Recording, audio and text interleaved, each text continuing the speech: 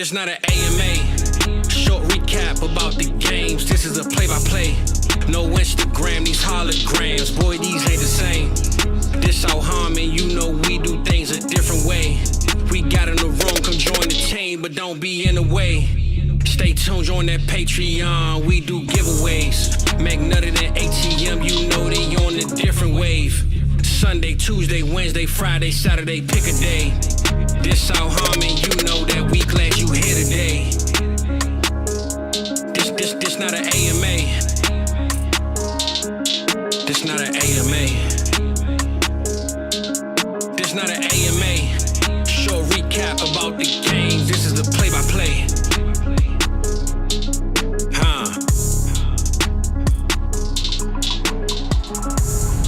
What's good, everybody? Welcome back to the recap. What's poppin', baby? Back.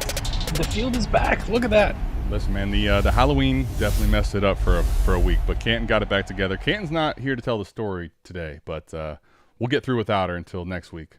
But here's the thing. She's been working hard, man. I was going to say, that poor girl, man. She's been through a lot lately. I will say, speaking of being through a lot, dude, we don't cover the early game typically. However, Mike, I feel as though it's warranted to just touch on a couple things. One, Jonathan Taylor, 50 burger. I mean, he's on fire! You just have to, right? I mean, you just have to. Yes. We make exceptions for this. I was really hoping he was going to break his all-time high. I think it's like 253. He did that in his rookie year, something like that. He was close. Versus the Jags there at the very end of the year in his rookie year. You're right. He was close. 32 carries. They were like, you know what? Daniel Jones will not stop turning this fucking football over. That's fine. That's fine. We're just not going to give the ball to him. All right? We're just going to turn around and hand it to 28 Dude, a lot and just let him do his thing. We don't have quite enough time to get through all of the intricacies of that game. We will get to Daniel Jones and the pumpkinness coming out from him for sure. But, Mike, Jonathan Taylor just willing them by himself to this W, and this performance is just outrageous, dude. Honestly, outrageous. It is. You want to know a sad thing? I'm in danger of losing in a lineup league where I have Jonathan Taylor. Well, can I tell you? Listen, I'm going up against Jack and your idiot league mates. His team is honestly loaded, but he has Jonathan Taylor and Trey McBride. Those two are literally carrying him. All kinds of other disappointing performances. Bijan, Pittman. It's not going to matter though, Mike. I'm going to probably end up losing, but I'm in the hunt, despite going having a 50 burger put on my head. So we'll see what happens here. I feel like we at least needed to touch on that, buddy. You know? I should say I am going to lose this one unless Jordan Love decides to go for like 50. Well, here, what I do want to do, as much as I don't, but I do, honestly, Mike, I feel as though, because this is the big running back battle, and here it is, buddy. It's Algier versus JT. I hate this so much, dude. Why is Algier getting? Legitimately, that drive where he scored the second touchdown, I mean, he was in the entirety of that drive. And the game's close. What is – it is mind-numbing. It is really mind-numbing. When's his contract up? Dude, does that matter? Dude, he's going to take the team-friendly deal to stay for this. Are you kidding? He's going to take the vet minimum just to stick around and just keep sticking it to Bijan. Tell me where in which he can go, regardless of a talent like Bijan being there, where he can get this much run. You can't create it. Why lose? Well, there's a few teams, right? Cardinals don't have anybody right now, do they? But what is Algier? Better than Bam Knight and Emery. Well, what about well, maybe. Honestly, maybe. Well, we'll get to that game in a minute. But I just want to point this out because here's Tyler Algier ruining the big game for Bijan. He has 10 points. He runs hard at least, man. He trucks. I got no problem with Tyler Algier. I mean, we liked him coming out of school, but Mike, it's just not what you like to see. It's frustrating as hell. It is. Well, we start and always do the Cleveland Browns game. So what about Quinshawn and this Browns offense today? Well, your team, man. Your team. I don't know. Don't even call him that. Whatever you call him, just don't call him that, okay? I can honestly say too, every time Red Zone cut to it, it was like it wasn't anything great the Jets were doing. It was just like, wow, they gave up a kick return for a touchdown. Oh, wow, they gave up a punt return. It was a lot that they were doing great. When you play the Browns, everything goes great. Dude, they lose this game. Dude, this Jets team is terrible. Let me ask you, though, Quinshawn today was kind of mild, but what were your thoughts? I mean, it is what it is. The Browns are very good, but he's getting all the work still. right? It did seem yeah, like out of the every time they cut backfield, to it him- was completely him. Yep. Every time they cut to him on red zone, I did see Sampson in the game, and then Well, you Sampson look had at the 2 end carries and for I'm like, -4. That was pretty good. yeah, but it looks like Sampson's in the game, but they don't ever use him ever. Like, Yeah, he's we're good. he's kind of like Tony Snell. You ever seen that Tony Snell stat line where he's in there There you 28 go. minutes and just not doing Yeah. anything? That's what Yeah, Dylan Tony- Sampson is right now. But hey, Tony Snell. it used to be Tony Snell, but now Jerry Jeudy blow up. Okay. Listen, top 12 wide receiver on the week when he literally didn't record a single catch last week. Not He's bad. probably not in any lineups, but that's a blow up if you ever saw Not a one. single one. Not a single one. Good Hey, thing we play best ball. Good thing we play basketball. No, your Browns offense is rough. It's pretty much just. What about Winshawn Dylan and Gabriel? About 50% completion, but better than before, actually. How crazy is that? We're making progress. God, it's so bad. We're Just- making They lost to a fucking team that completed 6 passes at them. Like, well, let's you know what? Let me I just feel say, for you. hey, start sit this week, all right? I made an appearance, guest appearance at this point is what it feels like. But listen, I had to tell these people, we put some damn respect in the name of one Breece Hall. Huh? Right.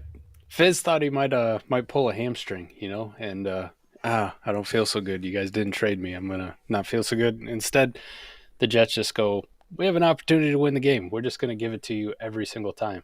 I can Isaiah- call them. Isaiah I can call Davis, them my who? boys. I don't like when other people tell me they're my boys when they besmirch their team. Okay, we're terrible. That's fair.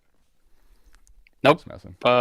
Kind of like the Cleveland Browns. It seems like Breece Hall's the only thing that you give a shit about on this team, right? Canton with the Quinshawn, new, Breece Hall. Canton with the new hologram. Him pointing. It's Breece's time, buddy. It's his time for. It's his time For to now. get. It just sucks that he couldn't get out of this offense, dude. You feel for Breece because I still believe he's really, really talented, Mike. So Extremely talented. Extremely talented. I mean, one of Justin Fields' only 6 completions went for 42 yards and a touchdown because Breece Hall does all the work. Mike, think about this though for a second. If you didn't watch this game, right? The Justin Fields is 6 for 11, nearly 50% completion on that side, but on incredibly low volume, 54 passing yards, Mike. They scored 27 points. Just think about that for a second. Yep. In the modern NFL, 54 passing yards and 27 points. Mike, for every 2 yards you're getting of passing, you're getting a point. This was the New York Hawkeyes. That's what it was. Dude, this was honestly, Mike. I'll be honest with you. There were times I definitely turned the game off. I normally have it on one TV. I just couldn't handle. We're up there, if not the worst team in football. Honestly, we're that bad. I like that, Fizz. Now Breece Hall's just spitefully keeping him out of the number 1 overall pick. You know what, dude? Actually, that's a great point too, right? Fuck y'all. I love where your head's at. The rest of the team, not really, much to really note, honestly, because of 54 passing yards, Mike. There's not a lot to go around for the pass catchers. So let's go ahead and we got the ugly one out of the way, at least for today. All And right. if you weren't a Browns fan, I don't think we'd touch on this game ever. Well, there's Tyler Algier. So there's a lot of ugly stuff today. But We are listen, starting terrible. let's go back to start sit, Mike. And I tell DB, listen, the options you're giving me are dog shit, and you haven't got absolutely anything out of this guy. But you fire up Kyle Williams. Fire him up, baby. Kyle Good. Williams literally has not recorded like stats at all. Goes Nope. for a 72-yard bomb. I thought this game was pretty interesting. It was the Very marquee game. interesting. The marquee game, probably on the slate. 2 really Mm-hmm. good teams facing off. And here's the thing: most coaches bullshit us all the time. I mean, how many Sure. times in the last couple of years have we heard, the Lions say that they're going to get J-Mo heavily involved just to throw him 2 passes? You know what I mean? But Everyone did has a say plan, right? they did say that they were going to get Kyle Williams and TreVeyon Henderson more heavily involved than they have been in the past. To be And fair, Kyle Williams started- got 2 targets, but it did get more started than out great typical. for Kyle Yeah. Williams. It started out great for Kyle Williams.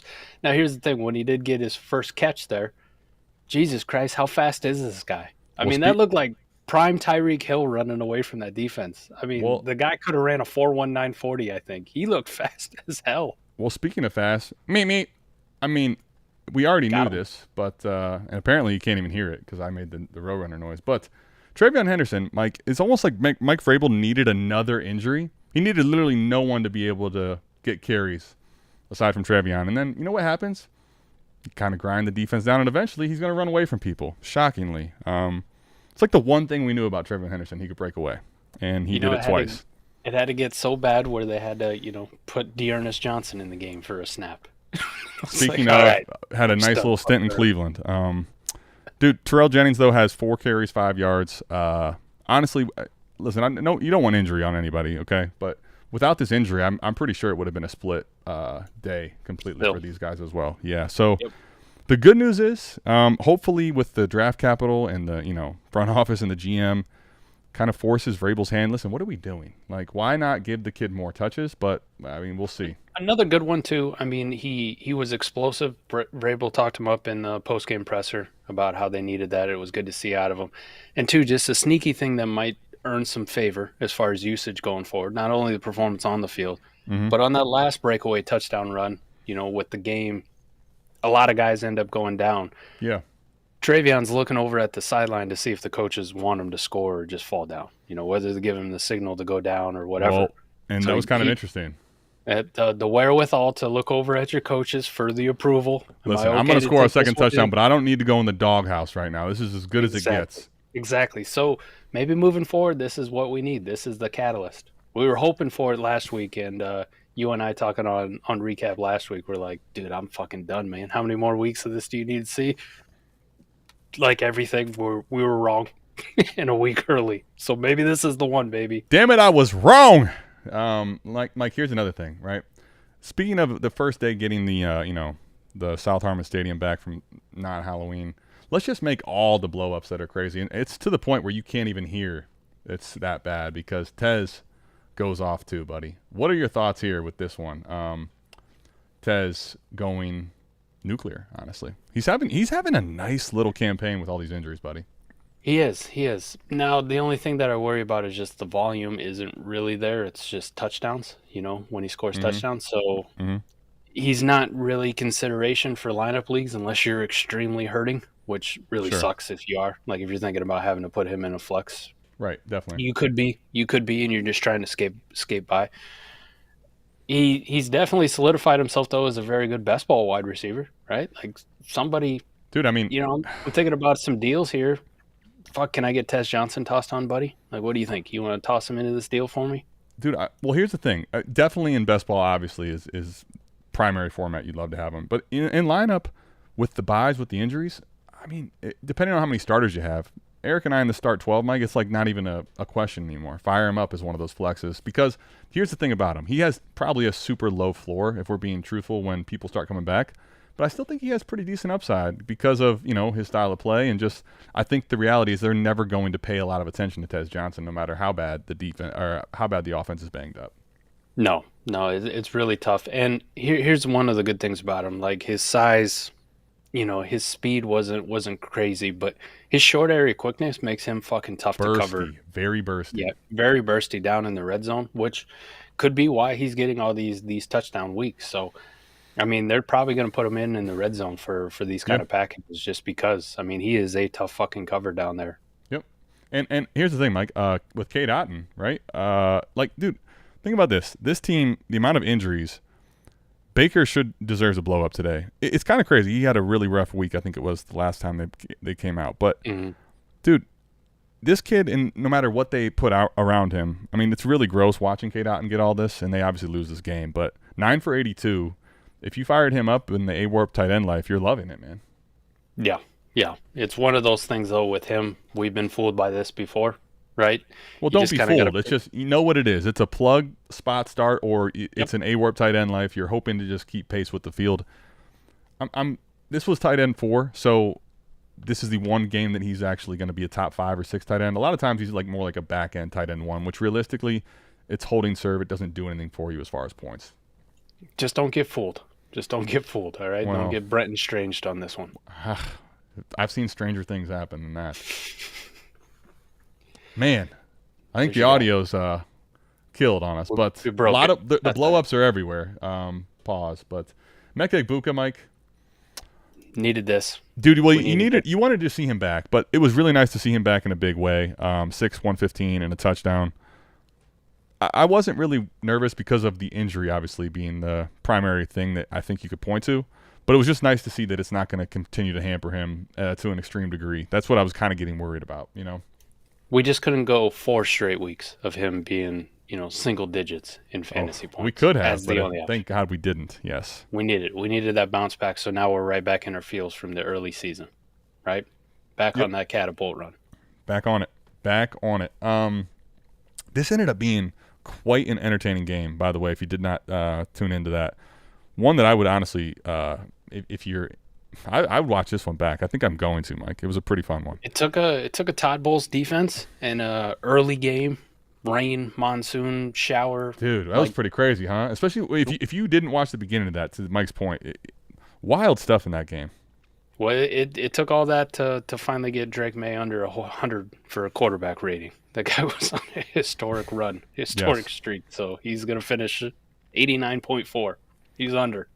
And still a decent game from him, though. And he gets the win.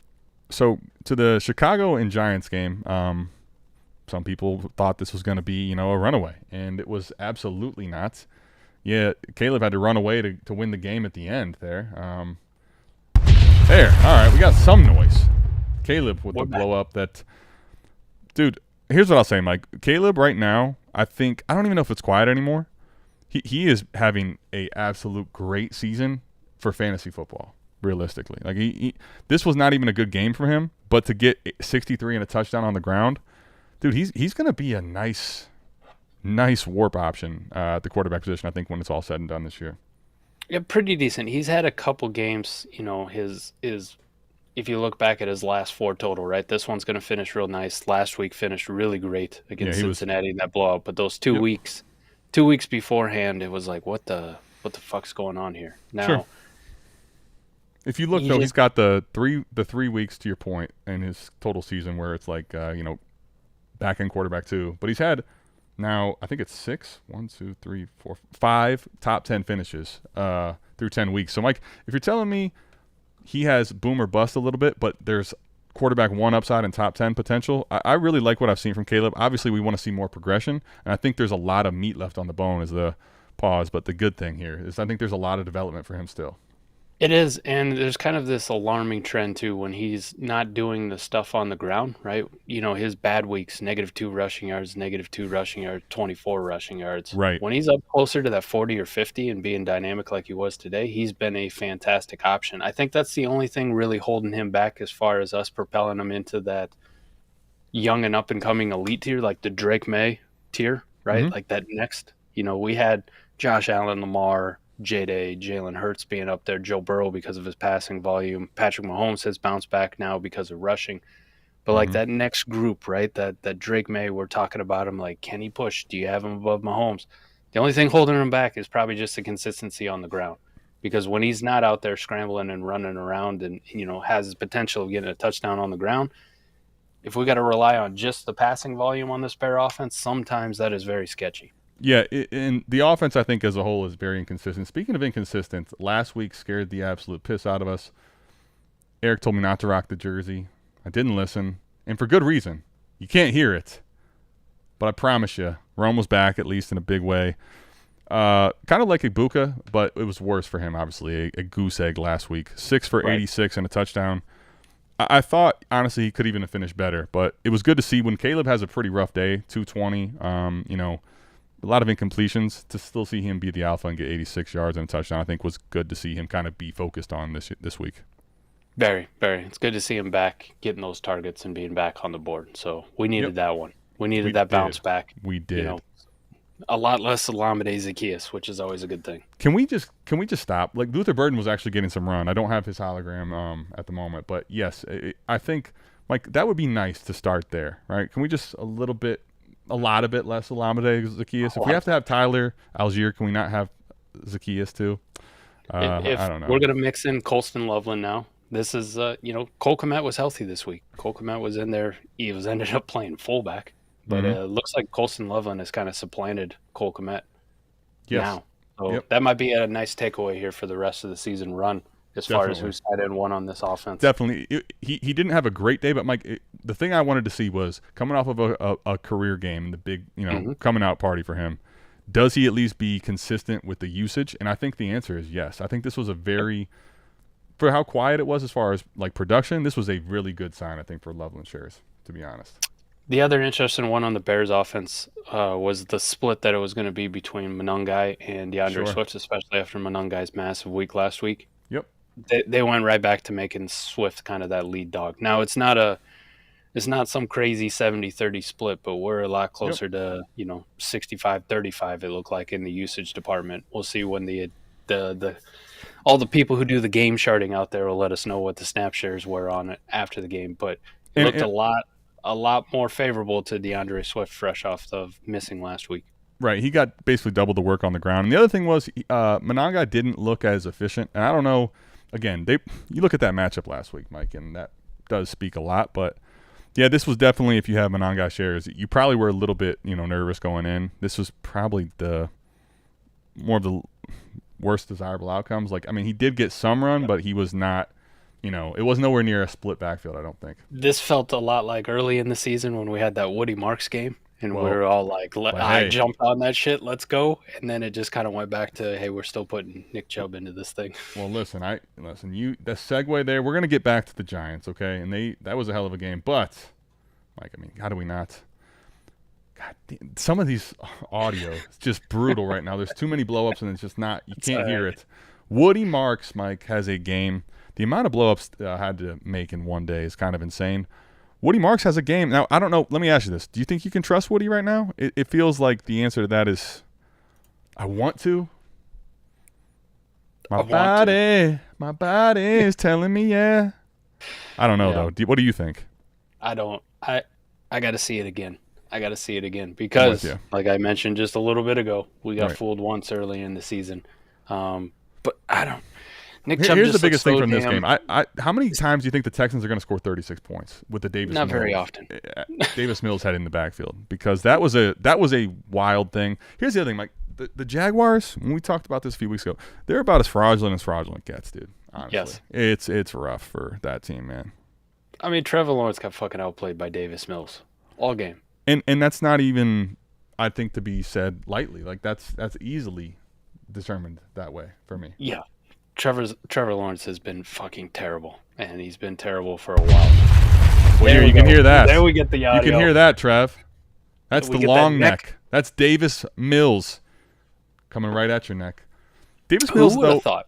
Who would have thought Davis Mills? Honestly, I was fading the majority of Texans already. Who would have thought Davis Mills giving Nico Collins 136, Woody Marks 63 and a touchdown on the ground, plus had a couple catches through the air, and scores 36 points and gets a W. A really struggling Texans team. Like this is where football is just so odd in the NFL week to week. I mean, there's a ton of other really weird shit going on this week too, but Davis Mills 36. What in the hell? Yeah, QB1 on the week, Adam. Let that one believe sink me. in. Well, listen, this is not a hologram which was supposed to be made. This was a forced, impromptu, like we have to have this happen. Quarterback one, Mike. Hold on a second. Speaking of quarterback one, how about number one in my heart? Corey Schumer. I come for two beards. Why is there only one, bitch? You know what? There's a second beard here. What are you mad about? You know what, though? I'll respect he's, dropping that bitch because it's, something he's learned. And listen, if you're going to talk shit, at least drop $5. I can respect it, man. I can respect it. New year, new me, Corey. Sorry. But thank you for the super chat. What he's trying to do is show you a little more skin, Corey. All right? Just let it happen. All right? That's right. But Davis Mills was not point like Davis Mills. It's kind of insane. Let me ask you then, just when I'm feeling like Nico Collins is about this, even if he has a good game, it feels silent. I thought it was going to be silent. What do you make of Nico Collins moving forward, and what about Davis Mills until CJ Stroud's back? Do you trust this? I kind of don't, but he looked really good today, honestly, for what I expected. I don't know if I trust it, but too, we're kind of seeing this real strong trend. Last year we saw it with Mac Jones and Brian Thomas Jr. Yep. This year we saw it with Jacoby Brissett, heavily targeting Marv. You get these backup quarterbacks in, it's like they're the only ones that can figure out that we just target our best player every single time. Do we need to start playing preseason games again? Get these guys in the in the lab together. So. What is the chemistry is odd. You make a great point here, which I forgot about, but I do want to talk about this. It doesn't make sense. It doesn't make sense. It's like these backup quarterbacks are the only ones that know that they have the best player out there on the field, so we're just going to throw the ball their way every single time. CJ Stroud gets Nico. Well, I don't want to act like Nico didn't do anything, but he helps get Nico this crazy contract. You would think these guys are in lockstep, on their way to the Rodgers and Davante Adams same page. I'm not saying that they aren't, but obviously the offensive line's a big problem. But Davis Mills, offensive line ain't that big of a problem. No, he looked fine.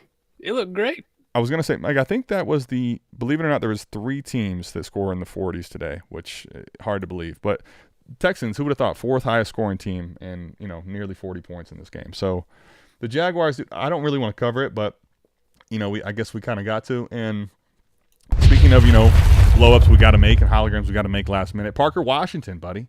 Parker Washington, I think top 12 finish on the weekend. Where's BTJ? Where is the Travis? Why can't we get these guys to do this? Well, Parker Washington, there's a lot of people saying, make sure you start Parker Washington this week. Jacoby Myers, fresh off the trade. No Brian Thomas Jr., Travis Hunter on there. You got your touchdown, right? You just said top 12 wide receiver on the week. I think that illustrates how fucking bad it was for wide receivers because the guy had 3 catches. Well, that is true. It wasn't like they were 3 Randy Moss on Thanksgiving catches. It was 3 for 33.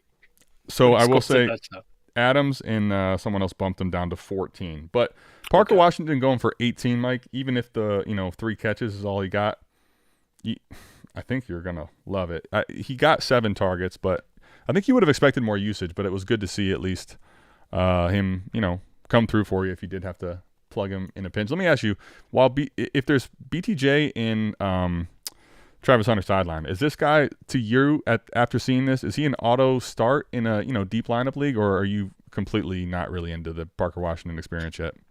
I think as long as Travis Hunter and Brian Thomas Jr. are out, yeah, you're I'm just with going you. to throw him in, right? Somebody's got to catch some balls. No pause. Not at all. Parker Washington loves catching balls. Yeah, I'm with you. I don't necessarily know, too, if it's going to be Jacoby Myers. Like, we want it to be. They made the trade for him, the whole thing. We think Jacoby Myers is actually a pretty decent wide receiver. Mm-hmm. But his situation might have got fucking worse, to be honest. Leaving Geno Smith, going to Trevor Lawrence. Trevor Lawrence is playing just as bad, if not fucking worse. And then the guy's got to learn a new playbook, new scheme, new quarterback. Like, it might be a worse situation for him. So I don't know how much I'm going to rely on Jacoby Myers the rest of the year. Yeah. Even with Brian Thomas Jr. out and Travis Hunter, like if I got to look to see, would I rather start Parker Washington or Jacoby Myers? Adam, I'm telling you, I think I'd rather start Parker Washington. Honestly, I'm going to tell you this about ETN. It feels like I never really want to play him, but you always have to because he's just going to get enough volume and he gets in the end zone, but 16 touches, 16 carries, I should say. So if you have ETN, I think you just keep riding out the production, as gross as it may feel on this team. He's Tony Pollard from last year, right? Yeah, from last year, not as gross as this year. I'm with you there. Mike, the Rams are, I don't know, they're not the greatest show on turf, Rams, but this is a dynamic Rams team, buddy. Where are you at with the Los Angeles Rams at the moment? Which really makes it really puzzling how the fuck they lost that game against the 49ers at home a couple weeks ago. Like, it's actually crazy. They had the chance to tie, they go for it, and they lose that fucking game on that shit, It was so strange because they just came out and flat just beat the shit out of the Niners this week. It was like, whatever the hell we want to do, we're going to do. Kyron looked efficient, ran hard. Davante Adams heavily involved. Puka Nacua, he's going to get his. And Matt Stafford continues his case. When they're all getting theirs, Stafford's going to get his. Dude, Stafford, JT just made it very interesting today. If he can continue to play hero ball like this, I mean, you might have to have a real combo.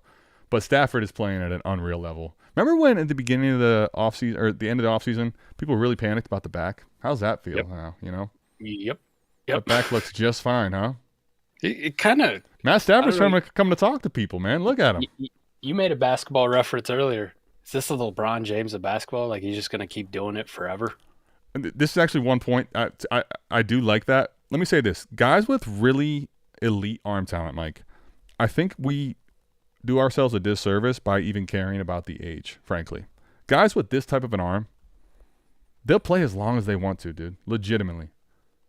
Rodgers, although his cost was absolutely garbage and you didn't think he was going to do much this year, 41. Achilles injury. I mean, These guys with elite arm talent, I think in today's NFL, the way they protect him and the way that they with modern medicine, dude, he while his back is definitely an issue, I'm sure he can manage it and he could play another 5 years. Honestly, it looks like.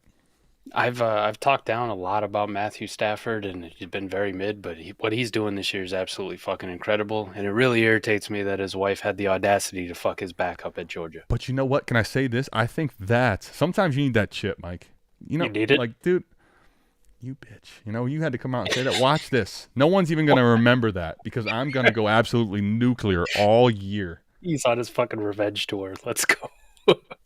I mean, dude, I don't really, the Rams aren't my team. I don't really have, any ties to them, but I'm kind of rooting for Stafford to get the MVP, honestly, at this point. Well, why not? Nobody else seems to want to take it. Where are you at with, Davante Adams' touchdown rate?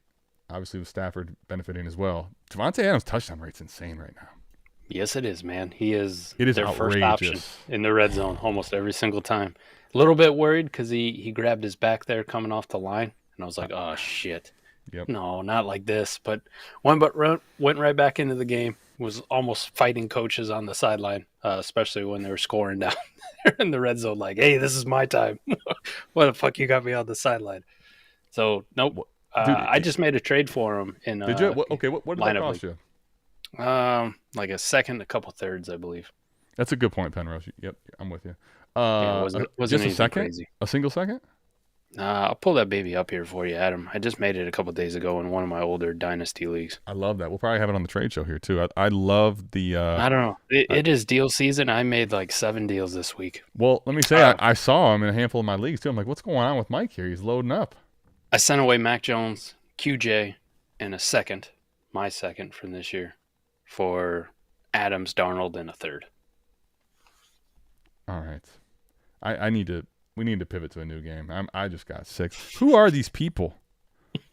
Who are these lead paint? Oh my, that's crazy. Darnold?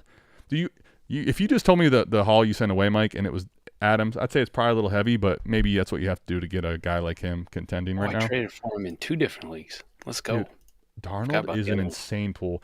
By the way, Adams right now, if you look, 9 touchdowns in 10 weeks. But the crazy part, the last 3 weeks, he has 6 touchdowns. In the amount of times it feels like more lately that Stafford is just, inside the 10. Hey, let's just throw the ball to Adams on a jump ball. Let's do it. Speaking of chemistry, good night. Looks nuts. Perfect. Let's get to a crazy blow up. Devon Achane, looking a little old school, reminiscent of the guy that we just need the volume and the long speed. Showed it today. If it wasn't for Jonathan Taylor's heroics, Devon Achane absolutely dominates fantasy football today. 40 points. We'd be talking about him. PPR. Yeah. And we're still going to do it, but Taylor's just him right now. What the fuck's up with the Bills? Well, what the fuck's up with the Dolphins, but we'll get to that in a second. The Bills, it's actually kind of crazy when you watch this game. You're kind of like, all right, they start slow. They're, sleeping on them a little bit. Going down to Miami, if you're Buffalo, you don't typically have a good track record down there. But this is honestly crazy because they never even wake up, it felt like. This got that ass tapped in this game versus Miami, who's awful. I will say sometimes I think a team that's really talented, they you need a wake-up call. I know you hate to see it like this, but, dude, you'd rather see them lose like this early in the year and get their shit together. To me, it feels like they had to have slept on the Dolphins and thought they were just going to cakewalk a little bit into this game because there's no way they play like this without, coming into it not fully invested, in my personal opinion. You would have thought this would have been an ass whooping and over quickly. And it was an ass whooping and over quickly just on the other side. Dude, so what the hell? And get this for a second, right? The Dolphins in the last 3 weeks, 2 of them have put a hurting on people. Yeah. Yeah. Yeah. They're supposed to be tanking. Put a hurting on people, Mike. What? Nuts. Yeah, I don't know, man. I don't know. No, By the way, absolutely only has 6 fantastic incompletions with 2 picks. That was another crazy thing about this game. And McDaniel talked about it too. Like he told Tua to throw those deep down the field. Sure. We'd treat them as arm punts. We're gonna give opportunity balls, I think is what he called it. Pause. But the Achane part though, it was fantastic because it feels like we've been waiting on him to have that explosive, those home run hits for a year and a half now. Yeah, the big thing, the departure of Robert Hunt, I feel like people don't really they don't really understand how huge that was for the interior of this line. But this is the thing too, Mike. the Dolphins are never really in a positive game script. So we never get to see, you just keep feeding the ball to Achane out of the backfield. And 8 yards a carry on 22 carries. And then the other thing, 6 receptions. This is, dude, if the Dolphins weren't so shitty, we could have a Chris Johnson CMC type of a thing where the touches are just insane from him. But they can't typically do that. They kind of have to go away and start chucking the ball around because they're normally getting the other end of they're normally getting their foot, someone else's foot up their ass as opposed to the other way around. By the way, Waddle's been solid since this whole Tyreek injury. Obviously, we don't want that, but Waddle has been solid for teams. What are your thoughts on him? He needs to continue this, right? He really has to. And he has to continue this kind of, listen, I'm going to be solid. This is true, too. He's Iron Man now. Yeah, now he's Iron Man. It's one of those things. They were trying to deal him at the deadline, too. So maybe he's kind of on this, like, listen, this team ain't fucking going anywhere. I don't think it's going to get any better next year because we're probably heading for another rebuild, you know, after we get rid of McDaniel and move on from Tua or whatever the hell we do with our early pick. This isn't a reset. This isn't like the Rams reset where, hey, we might be competitive and you don't really realize it. Even though they have been putting a hurting on some weird ass teams here these last couple of weeks, it kind of feels like he's listen. I'm putting the bullshit aside. I'm trying to play for whoever the fuck's going to trade for me. It almost happened at the deadline with the Bills of all teams, which would have been hella crazy. That's why I think it didn't, because they might have been the only one paying close to the asking price, and they obviously are going to tax. We're not sending him in division if you're not giving us a tax. So I think that's why he stays. Feels like he's playing for his next team though, and really trying to put shit on paper. So, well, the thing about it is, I mean, he it's not that he's literally last offseason he got the bag. So, the one thing is that this is the first time it's feeling like he's starting to show potentially the consistency and the upside to be bag worthy. Yep. The rest of the team kind of, I guess, no one really cares. Speaking of no one really cares, I guess the rest, we don't have to talk about the Bills. No one cares today. That's hard to imagine. Really hard to imagine, honestly, Mike. We didn't get a Josh Allen good game. We didn't get a James Cook good game. We got a Keon Coleman touchdown. Hey, he's not completely dead. What do you think of that, buddy? Been playing really fucking nice ball. Nice ball since he's been back. And then saw him grab his hamstring. And I went, fuck. Well, that's over. Well, just when you thought this game was going to be gross and not give you any fantasy relevancy, how about Juwan Johnson? Let's go. Listen, Mike, you asked for it. It's as good as I could get. The mustache, the fro right there. I mean, take it. You asked, I'll take you it. shall receive. Juwan Johnson, I believe, tight end 1 on the week until the Trey McBride blow up at the 4 o'clock window. It is great, too, because we kind of mentioned it like after the draft, too, about how there was this locker room narrative between Tyler Shuck and Juwan Johnson, albeit from like 7 years ago when they both played at the same school, and Juwan Johnson's been around for a while. Mm-hmm. Tyler Shuck's making his rookie debut. Dude, I love Tyler Shuck for all of my Juwan Johnson shares, which I have a fuck ton of, because he only looks at 2 people. He's like, where's Chris Olave? Fuck, he's covered. How about this guy? He looks here, too. That's it. He only looks for 2 people. Dude. 12 or 83. Dude, the other guy's dead, huh? It's just, feels like a sad way to go out. You see why they traded Kamara actually had a decent day on the ground, too, by the way. But it feels like he's cooked. Kamara's big problem is he's not going to get 8 to 9 targets. He's not going to get that check down CMC type work like he's getting right now, right? Yeah. I mean, it feels like he's capped at 3 or 4 tops, and this is all we're going to do. So it doesn't matter if we give him 20 carries. Mm-hmm. He's just not getting the receiving work. Kamara was that perennial threat for like 88 catches, Sure. Forever. And then here with this quarterback changeover that they've had, do we be lucky if we get like 40 catches on the season, it feels like. Yeah, I will say for a team that's as bad as the Saints are, right, this is not good. Well, Rico obviously getting all the work, but, Mike, they basically made this team this week it was all about Rico, just keep giving them the ball, but the Saints had something up their sleeve to stop it. Very inefficient. First time for Rico it's been inefficient. He did get in the end zone to save the day, but you kind of wonder, copycat league, if they figured out something here. The offense was just terrifically non-existent all game outside of that one touchdown for Rico. 53 on the ground for Rico, 124 passing for Bryce Young. This is one of the things, the Carolina Panthers are so hard to figure out, Mike. On a weekly basis, they are liable to give you a really nice game in scoring, and be completely non-existent for almost an entire game. Mm-hmm. Yeah, they're tough. This is going to be the first time Rico's got 70% of the touches and hasn't scored Been efficient. damn near 30 points. Yeah, Right. This is crazy. And it feels like the Saints, Mike, were like, listen, I want to see Bryce Young beat us, and with Tet on the, coming off the hamstring, we're going to make this guy throw. And they did, kind of stack the box against Rico. So we'll see what happens moving forward. The good news is, Mike, if this is inefficient and this is a bad day for him, we'll still take it. But I'm hoping for better days ahead for Rico, too. The offense was just disgusting today. These divisional games are always tough, though, too, because the teams know exactly what the fuck they want to do. See the game prior, the Dolphins and the Bills, Yep. Well, they get the Falcons, which is pretty decent defense next week, so maybe we might have 2 bad Rico games. Maybe we don't buy them until, I don't know. It doesn't get any easier because then it's the 49ers, Rams, Saints, and Bucs. So Rico's end of season schedule sucks. It's fucking terrible. Well, dude, let's talk about a team that it does not matter. They are putting the absolute beat down. A guy you apparently acquired is a toss-in at this point in the season. It's shocking.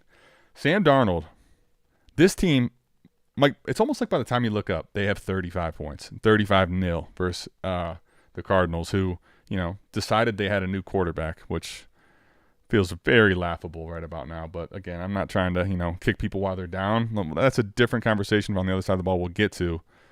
Dude, the Seahawks, this is crazy. This is not what you expected. Sam Darnold throws 12 passes, Mike.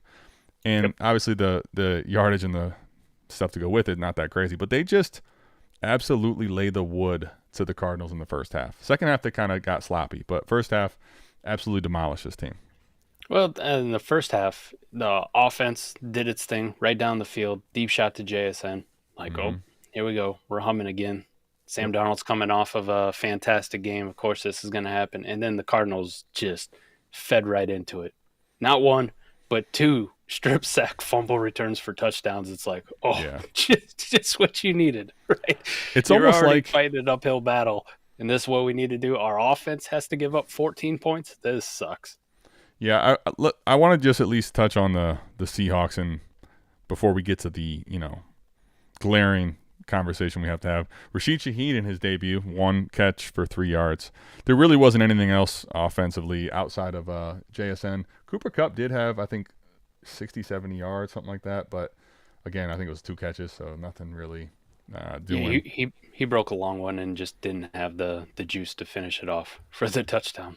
Damn it! You hate to see it this part in his career. He's the guy that just getting caught out here.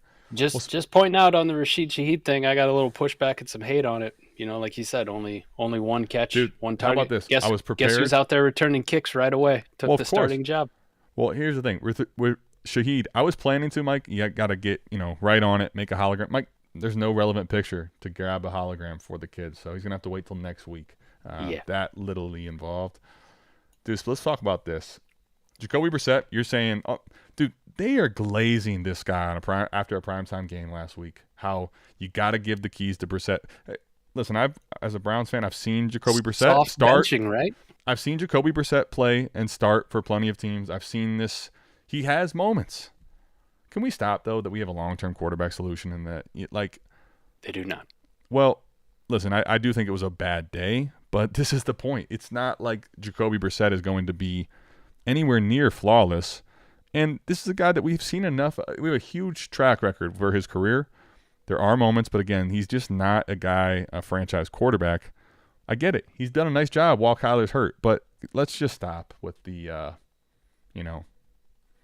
getting way, way ahead of our skis here. It's just silly. He's done a decent job. And the one thing that you do love about the Jacoby Brissett-led Cardinals offense is he just funnels targets to Trey McBride and to Marv. And dude, that's all we can ask for. Marv's stat line today is hard to believe how bad it was considering the amount of targets he got. There was a point where it was 11 targets for 2 catches, and you're like, God damn, Jacoby, how bad is it right now? At least you're throwing the ball to the kid. But Trey McBride went off today. I had in a game, like, I needed Marv, and I was playing against Trey, and that was fun to watch, Because you didn't get Marv and you got Trey.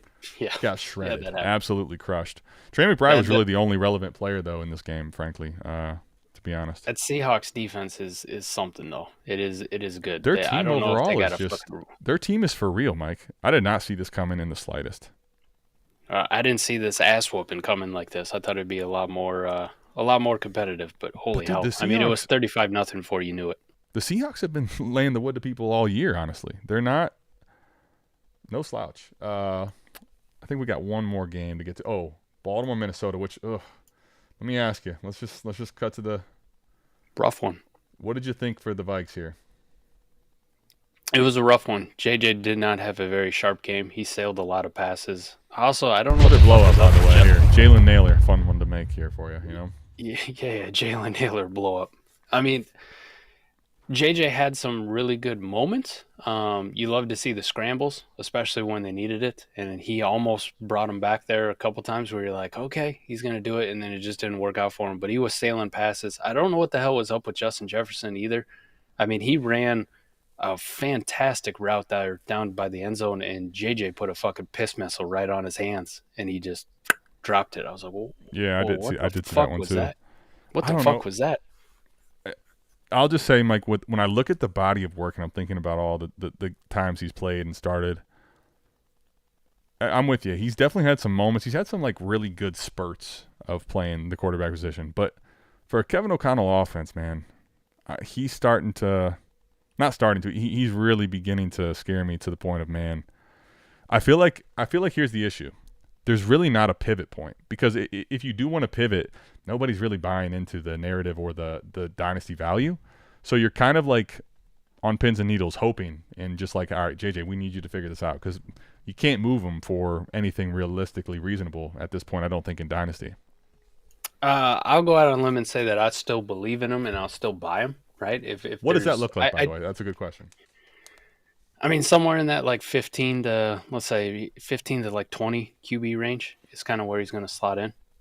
I would agree. Around 20 is probably about right. Right.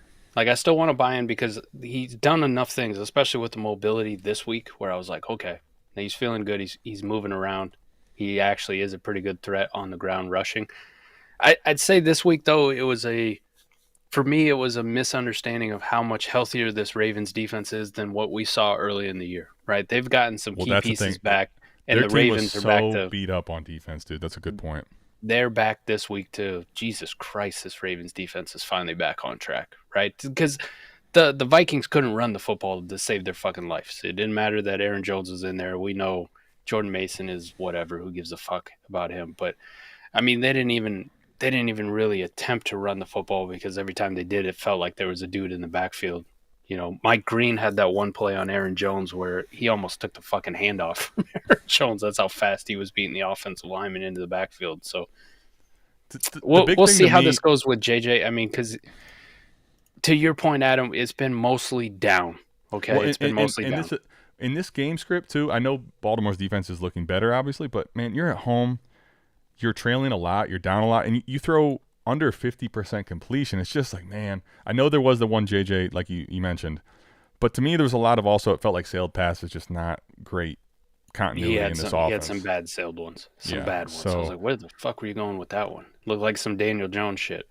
And it feels like, I'll just say this. Sometimes it feels like he feels a little uneasy in the pocket, which I didn't really expect to see from him, honestly. It wasn't something I saw much of prior to, sometimes this game and some points this year. But I don't know. I'm really worried about McCarthy. I'm not saying I don't still believe in his talent to potentially come through at some point, but, man, this has been a pretty rough start in an offense that I thought was just going to be, have some up and downs, but he's going to help get the kid to playing at a high level. He's just feeling like he's not, honestly. So, I mean, this offense made the pastor not look good at one point, Yikes. Well, how about your point about the Ravens defense looking better? Dude, the Ravens aren't out of it. I'm just going to say this. They have a long road ahead. They have an uphill battle, but they're not out of it, dude. If this team is as healthy as it is right now, in my opinion, they're not out of it.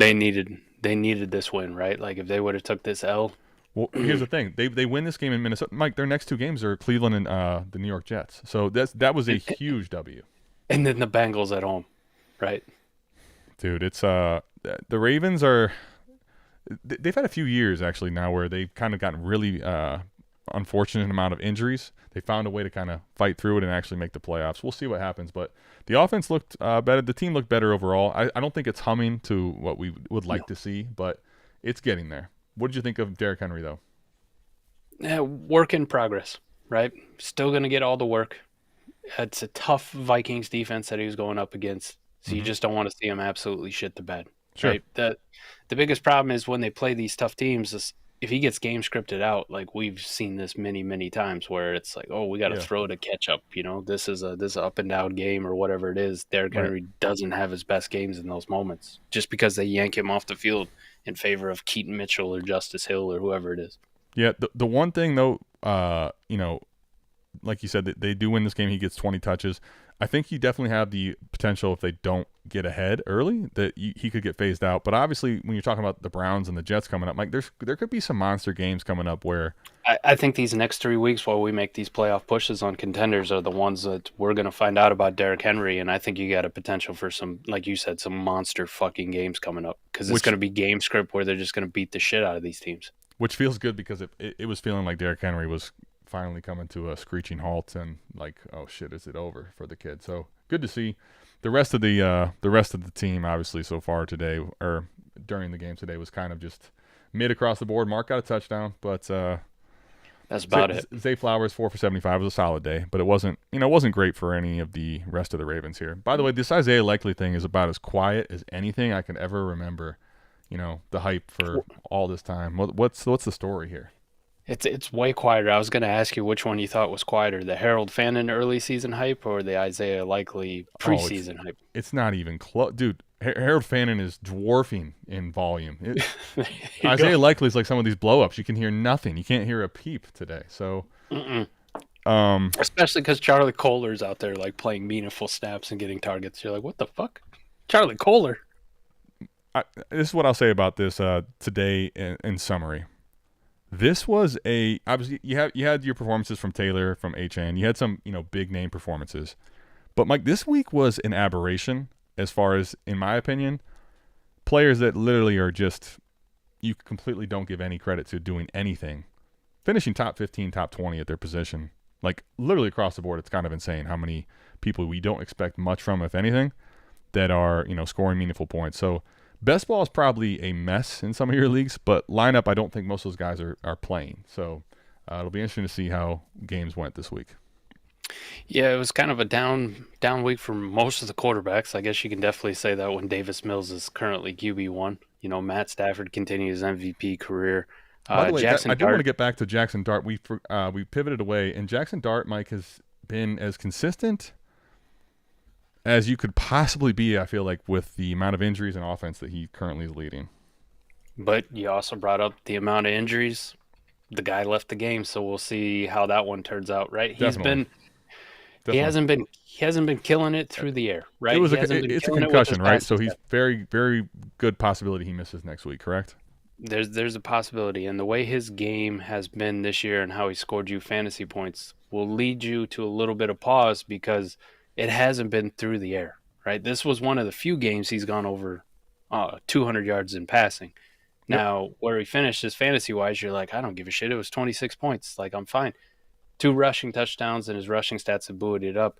And now you just saw him take a pretty decent hit that led to a concussion. So you're now like, oh, shit. This is not what we wanted to see. Dude, I need to go get into the tight end market. What do you guys... Otten in a 4th. Is Andrews completely dead? That's insane. He's not that great, but Jesus, I will do this one. Well, I mean, I know Otten, because of the situation, is just getting force-fed targets, but man, that's crazy. That's actually hard to believe. Let's do it. That's the field today, buddy. I will say we didn't cover the game. Obviously, good thing we didn't. That Thursday night football game, Mike, to me, one of the more difficult to watch because of how it started with a Genty touchdown. You're like, oh, okay, maybe there's something here. And then, 3 3/4 of that game, I mean, absolutely awful. Horrific Thursday night game. Thursday night football was one of the worst football games to watch. Hopefully we get something better here Sunday night. And then for a majority of us, because these assholes at ESPN decided that they wanted to, push everybody away from YouTube TV to their own fucking streaming network, we might not be able to watch this Monday Night Football. Yeah, game. you're gonna have to get creative. We'll have to find a way. I'm gonna have to explore some other alternate avenues. See what I did see though while they're in this fucking dispute. I'll give ESPN props on this one. I think they're gonna simulcast the game on ABC networks, which everybody gets. Your local network. Here you go, Dan. You actually overpaid. D-Walk said he would have done it straight up. So there you go. No, I'm good. Fuck that, man. Yeah. There was some close games, some not close games. The Dolphins whooping on the Bills might be the most surprising of all the games this year. All three afternoon games were ass whoopings. All three winning teams scored over 40. Right? Just shit on whoever they were playing. Yeah, that Seahawks game got out of hand. That was like Will Ferrell, and that really got out of hand fast. Yeah, but we're sitting here, and when you have these bye weeks and you get these afternoon games, the NFL likes to only schedule a handful of games. It feels like in the afternoon window, so it gets a little monotonous on red zone sometimes. Yeah, boy, monotonous. And then it does. And then all three games just being ass whoopings. It was like you're sitting here, and I'm like, is that Donald Trump's voice I'm hearing? Yeah, fucking guys up in the booth on the Commanders and Lions game. On a serious note, as we're getting out of here, pull this back up here. Let me ask you a couple things. One, he's on fire! Jonathan Taylor, do you think right now with the torrid pace he's on that there's a realistic chance he could be in the MVP winning seat if he continues this up? I'd like to say yes, but we know this is a fucking quarterback award. Now, the reason I think there's at least a possibility, Adam, I'm not going to give it a hard no. Yeah. Especially based off of last year, right? With what Saquon Barkley was doing for the Eagles, right. It didn't really feel like he was ever in that MVP conversation. Sure. But we also had two quarterbacks in Lamar and Josh Allen duking it out. They were playing outrageous. That's a great. I was going to get to that. Good point. Right now, our MVP conversation as far as quarterbacks go, it realistically is Matt Stafford on the Rams. We talked about him, but the other one up until this point had been Daniel Jones. Right, and he has he has successfully done his thing for the last couple weeks of going I think I put in the Discord at one point he had 6 turnovers in 6 fucking quarters, and then the second quarter started and he fumbled again, so it was 7 for 7. He was doing a pretty good job. So he's done a good job of derailing his MVP candidacy. And Matt Stafford, maybe Sam Darnold. Do you think Drake May should be in the combo? Drake May definitely could be in that conversation. Dude, they're 8-2. I mean, they have no true playmakers. I feel like he's got to be in the combo. But here's the point, right? We're kind of having to think about it and, probably make cases that are not necessarily super concrete for anybody at the moment, right? It feels wide open. But I will say, Mike, if Stafford continues the pace he's been on the last 4 weeks, I think it probably won't matter. But Jonathan Taylor, I think, is doing as much as humanly possible at the running back position to put up a fight. Dude, the game he had today was otherworldly, and it was a solid game that turned into an absolute monster game. I mean, what are we through? 10 weeks of the season. We got 8 more to go. We're in a majority of the season already, and he's playing outrageous. What's he on pace for, actually, stat-wise, rushing? He's well over 1,000. I saw he broke 1,000 today. He was 895 heading into the week, so I had 244 on top of that. Sheesh. Dude, he could fuck around and break Saquon's rushing yardage from last year. Not saying it's a guarantee, but he could. There's a possibility of it. You want to keep popping these long touchdown runs, Well, especially if Daniel Jones isn't going to help out anymore, If he decided he didn't want to play anymore. Yeah. I mean, JT's got a pretty good argument, I would say, Adam. I don't think you're necessarily wrong, and especially because the quarterbacks have just been so down across the board. Yeah, I mean, so, dude, you multiply... Yeah, he's on pace literally right now at basically 1988 after today. So we'll be interesting to see what happens. But I'll say they'll end up fucking around and putting Patrick Mahomes back in that conversation just by squeaking into the playoffs, though. All right, whatever we do, let's not have that be the narrative. Speaking of the narrative, today was a hard narrative to follow for some of these games, but that's the best we got for you. We love you. We'll be back here at South Harmon Stadium next week, and we'll see you back here same time, same place for the Sunday Fantasy Football Recap. We're out of here. Peace.